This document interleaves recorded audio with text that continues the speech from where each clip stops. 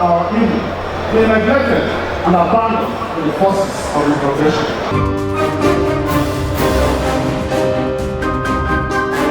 So God, on our side, we shall deliver on the promises we have made.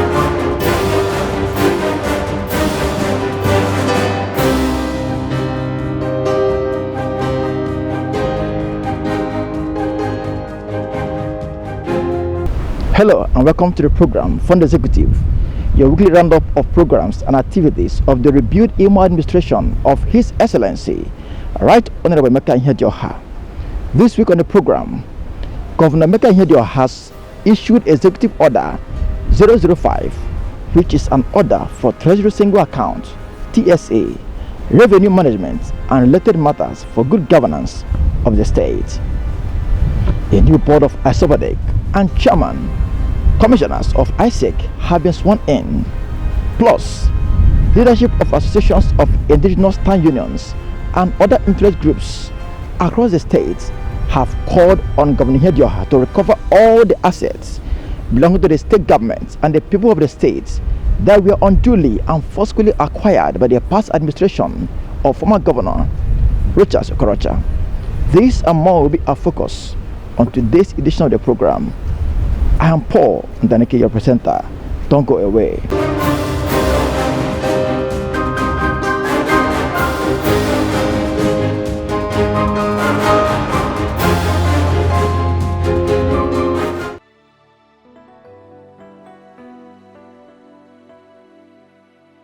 On June 6, 2019, the state governor, Right Honorable Emeka Ihedioha, approved the constitution of a financial advisory committee for the state government, with Dr. Abraham Wankwo as the chairman and Mr.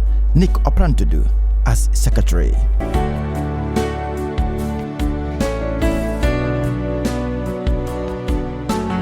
The committee was charged with the responsibility of streamlining, regularizing and mainstreaming the revenues and financial transactions of the state in general, as well as ascertain and document the locations of and balances of all bank accounts operated by the Imo State government, its ministries, departments, and agencies as at May 29, 2019. Only recently, the Sambakwe Esco Chambers Government House Owerri was filled to capacity as businessmen, operators of financial institutions in the state, politicians, civil servants, and well-meaning Imolites came in their numbers to witness the presentation of the financial status of the state, presented by the chairman, Financial Advisory Committee, Dr. Abraham Wankwo. The fact that pay deduction, which is an important source of revenue for any government, has been consistently deducted only from employees' salaries as required, but not remitted to the state treasury. From the evidences we got, under the past administration, this revenue has disappeared between the Office of the Accountant General and the MPAs. It has also been observed that in most ministries, departments, and agencies, especially Ministry of Lands and the OCDA, payments to government are being made in cash as against directly through bank accounts. These payments in cash are not duly transmitted to government treasury through the Board of General Revenue. This results to massive fraud and heavy loss of funds to the government. In addition, check-off dues, which are to be made to trade unions, which all of us appreciate as statutory bodies, legal entities, which you expect should have bank accounts, into which the state should be making such payment. It was shocking to observe that for a long period of time, these payments were made to distant parties, supposedly third parties, in cash. The executive order will deal with the issue of the too many accounts opened in too many banks. A good number of such accounts. Indeed, most of such accounts in non-state names, in pseudo names, in individual names. Dr. Wankwa identified lack of leadership motivation, poor attitude to work, and lack of self-improvement as key factors affecting the revenue base of the state. NPS are essentially not enforcers of government policy, the breakers of it. There's a prevalent lack of leadership. There is sufficient disorganization, motivation among the personnel very low. Attitude to work is not encouraging. Imo State is grossly unautomated in these services. There's no spirit of ownership of what is happening. Most of the people we came across show signs that they do not believe they are stakeholders in Imo State. They are just passengers.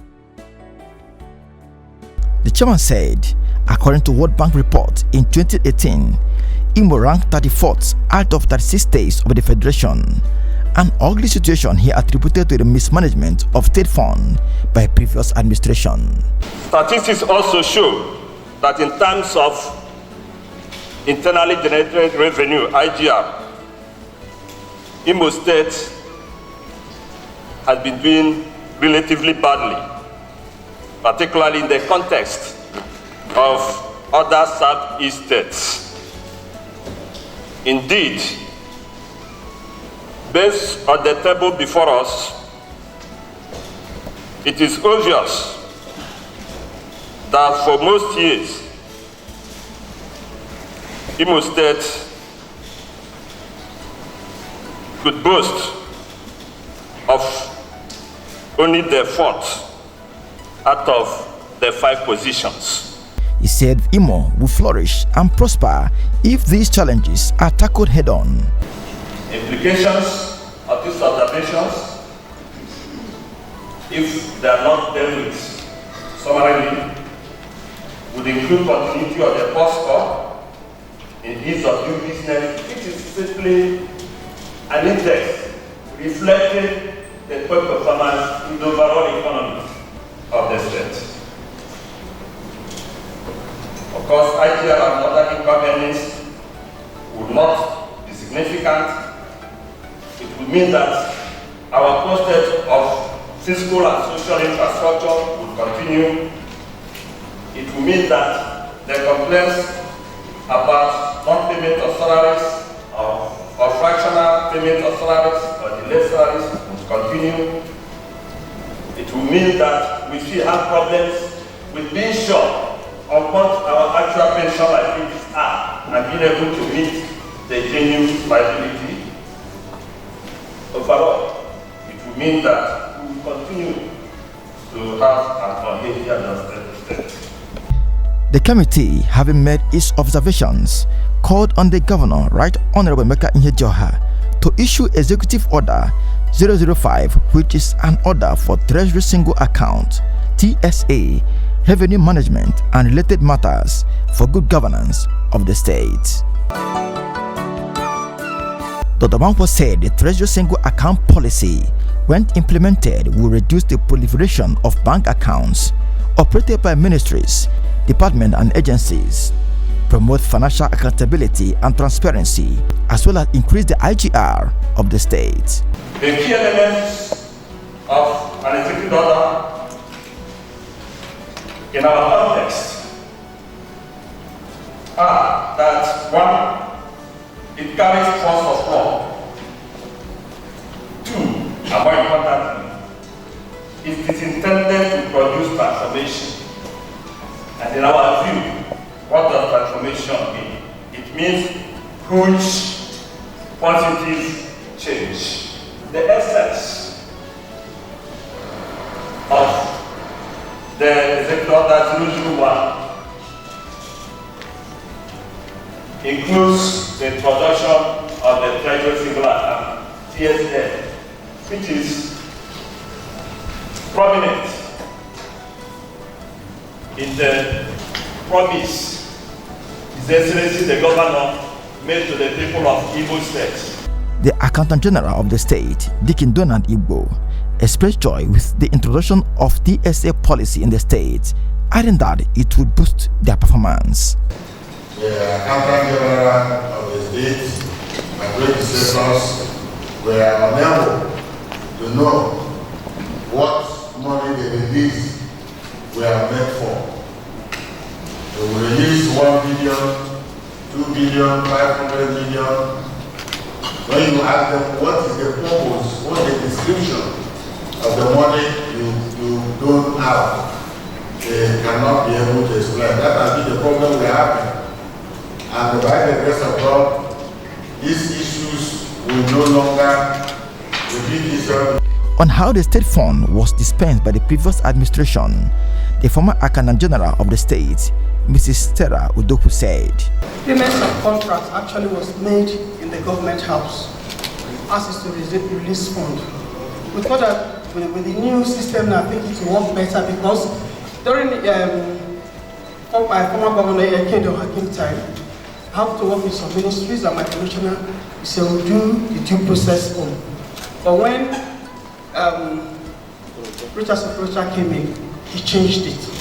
As is to go to the bank and get money, this is to dispense. That's how we operated. After carefully listening to the reports of the committee, the state governor, Right Honorable Meka Ihedioha, said, In pursuance of the authority vested in me by the Constitution of the Republic of Nigeria 1999 as amended, as Governor of Igbo State, and all other powers enabling me in that behalf, I, Right Honorable Meka Ihedioha, Commander of the Order of Nigeria, do hereby issue the following directive as executive orders. 1. Immediate remittance of all paying deductions on civil servants in Imo State. All paying deductions from the salaries of civil servants shall be remitted at the time of paying salaries to the Treasury Single Account maintained by the Board of Internal Revenue. 2. Closure of all revenue collection accounts in FDAs. All revenue accounts operated by all ministries, departments, and agencies are to be closed immediately. All affected ministries shall notify the Office of the Accountant General of their compliance in this regard. The Igbo State Internal Revenue Service shall liaise with various ministries, departments, and agencies to open appropriate accounts on the Board of Internal Revenue platform into which revenue shall be lodged by the MDAs. 3. Review of all subsisting revenue contracts. The Imo State Financial Advisory Committee shall immediately review all subsisting revenue collection contracts with a view to ensuring that revenue terms of engagement optimize the contribution of such revenue sources to the state finances under the supervision of the Office of the Honorable Attorney General of the Imo State. 4. And lastly, prohibition of cash receipts as payments for services. Henceforth, the collection of cash by ministries, departments, and agencies as payments for services rendered by government and its agencies is prohibited. And all such payments shall be made to designated bank accounts on the Board of Internal Revenue platform. Dated that we were under the seal of the Governor of Imo State this 10th day of July 2019.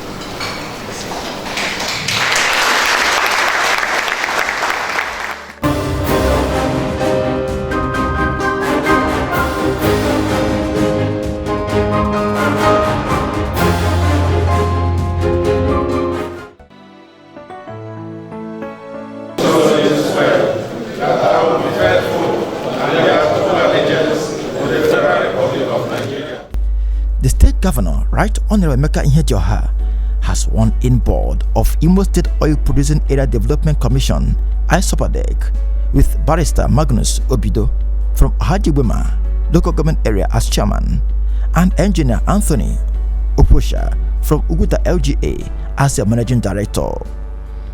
Also sworn in were the chairman and commissioners of Imo State Independent Electoral Commission (ISEC), special advisor to the governor, and permanent secretaries. The commission has Barrister Julius Onyenuchaya as its chairman.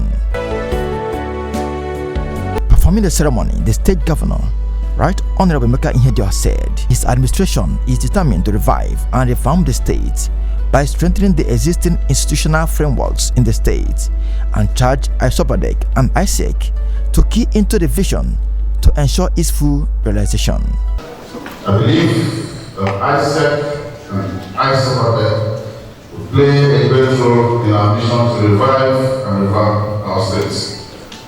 While ISEC will be expected to put a machinery in motion for a free and fair elections in local governments in no distant time, ISOPADEC is charged to drive rural infrastructure developments as well as provisions of social amenities and public utilities in the state, especially in the oil-producing communities. For ISOPADEC, you will not function in breach of the laws of our state. We shall put our eyes very closely and monitor your activities so that the intent of the law is served. Most importantly, the well-being of our people, the welfare and security of lives and property is also guaranteed. Yours is an enormous task for obvious reasons. We shall accept no excuses for failure. We believe you will get straight to business. The chairman of ISEC, Barrister Julius Onyenuchaya, thanked the governor for finding them worthy of the appointment and pledged their commitment to the success of his administration. Thank you so much. And on behalf of members of ISEC, I take authority from each of us to commit ourselves to achieving the rebuilding of Imo through conducting timelessly the most credible election ever conducted in this state. Speaking in an interview, the managing director of ISOPADEC, Engineer Anthony Oposha, thanked the governor for giving him the opportunity to serve and gave the assurance that the people of Uguta and Ohajiwema would experience a turnaround. Happy because I was found worthy by His Excellency Emeka Ihedioha and His Excellency the Deputy Governor, Engineer Gerard to be sent to do this work. He has given us mandate to do well. He spelled it out. We can't afford to make any mistake, so we stick within those boundaries and then see how it goes from there. His Excellency has his manifesto. He has done a lot of this. He has a roadmap for Niger Delta people. That is what we are going to do, and plus more.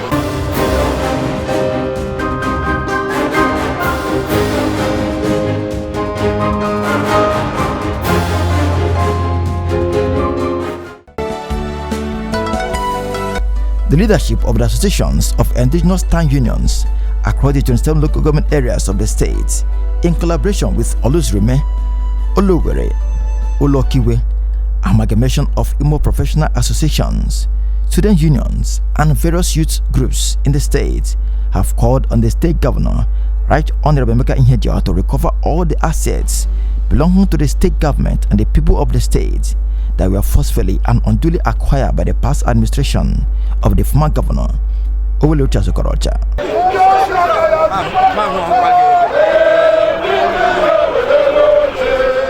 Speaking at the government house after a protest along the major streets of Owerri, the President General of the Imo Town Unions, Chief Emeka Diwe, said, during the ruinous misrule of Okorocha, Imo State went through a sort of untold financial hemorrhage as resources were filtered away and public assets looted and converted to private use. Staggering sums were voted for construction of supposed general hospitals, which never saw the light of the day.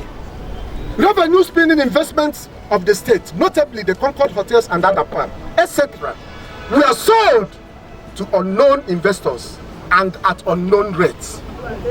The internally generated revenues, IGR, of the state were literally handed out to families and friends, and on a monthly basis, nearly 1 billion naira disappeared through that channel. Even the civil servants got their salaries slashed by 30 or 40%. Imo pensioners, men, these are men and women, who expended their youthfulness, their brains, their browns in the service of our state. They were left unpaid for nearly 60 months. And they died in their tents on daily basis. We therefore call on you, the governor of Imo State, to kindly intervene to save our pensioners from further deaths. We are worried beyond words that in this moment, not much have been done by your government pertaining to the general cries that all which were looted by Chief Okorocha should be recovered and reassigned to serve collective purposes. We enjoin you to entrust this recovery process into the hands of persons of credibility and integrity, so that the recovered assets do not go the way of the recovered Abacha loot, which can only be had but not seen. The insistence of Igbo people is that everything stolen by the past administration must be recovered with mathematical precision and accuracy. He enumerated some of the assets to be recovered, to include: Number 1, 21.6 billion taken from the local government system of the state by Okorocha. Number 2, the Eastern Palm University, built with our money but personalized by Okorocha. Over 40 billion looted through the failed 27 general hospital projects. Number 5, the old IBC premises at Oji. Before now, everybody in Imo State knew that the old Imo Broadcasting Corporation premises at Oji is a government land. The former governor used his office as a governor to convert the assets to himself after building gigantic blocks at the facility with government money. We request that this government property be recovered without further delay. Yes, he will do that. Number 6, the Nekede and Oji Mechanic Village. We also wish to inform the public and Your Excellency that the vast expanse of land occupied by the artisans and mechanics at Nekede Mechanic Village, as well as Oji Mechanic Village, was forcefully taken by the former governor and given to his family members and cronies. Number 7, also the vast expanse of land on the Sam Mbakwe Airport Road was acquired by the government for the purpose of attracting a naval base. To our greatest dismay, over 70% of the said land was converted to a personal estate by the former governor. We demand the immediate recovery of these and others without further delay. Number 8, the Adapam in Ohaji, which Okorocha said was leased out to investors and left in ruins till date, should be recovered. Number 9, the Concord hotels, an enviable investment of the state, which was acquired by Okorocha through some proxies. Number 10, Westbrook Hotels, which is linked to Okorocha's son-in-law, Uche Nwosu. Number 11, Woody Wellness Center, owned by Okorocha's wife, Nkechi, built on the former Imo State Secretariat Annex, a land forcefully acquired from the state by Uche Nwosu. Chief Diwe said if appropriate actions are taken, it will go a long way to sanitize the system. Our conviction is that the current administration could achieve this recovery of Imo assets and probe and punish those found culpable. It would have gone halfway into sanitizing the system. Other persons who hold public offices in Imo State, and to remind them that one day they shall also be made to face the music.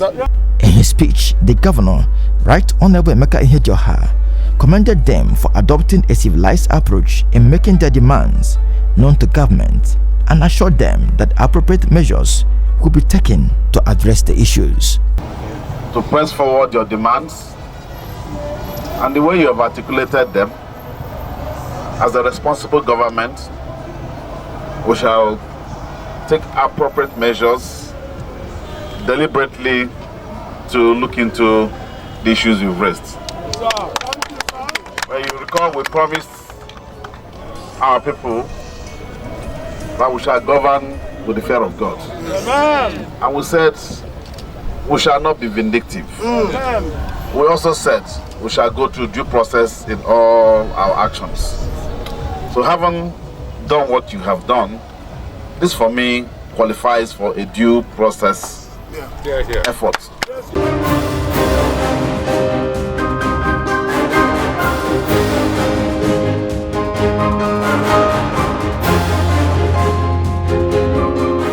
And this is your Dode Cutting on today's edition of the program.